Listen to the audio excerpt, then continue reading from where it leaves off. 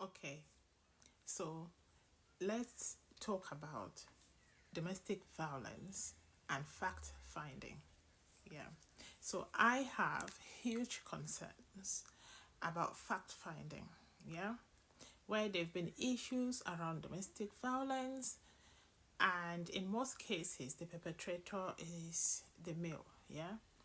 And the male is refusing those allegations, saying that there was no domestic violence and is willing to go through a fact finding hearing. So I have huge concerns about that because what is going to happen is everyone is going to state their own point of view. You're going to state what the concerns were. You know, the victim is going to state what the concerns were. The perpetrator is also going to state their own point of views. They're going to look into police reports.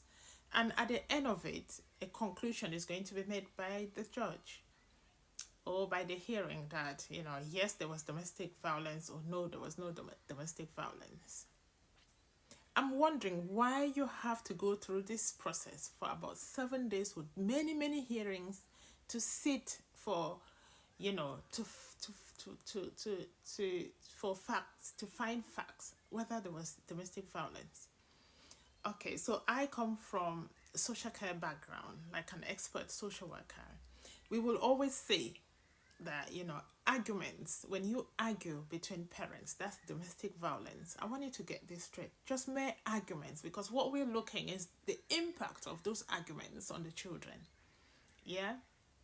Because when children are exposed to DV between parents, you know, they become isolated, they find it difficult forming and maintaining relationships at school.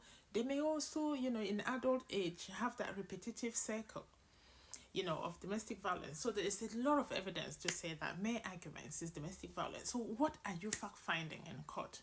You know, when you know and you know that you both were arguing, why don't you just accept, both of you, or even the perpetrator, just accept there was domestic violence? You said no, you want to prove, You're just wasting time for everybody.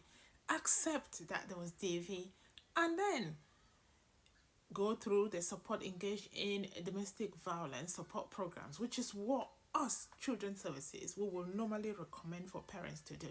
But in court is different because you have to prove it. Yeah? And proving it is just you standing there and talking and talking and talking and trying to defend yourself. What is all that about?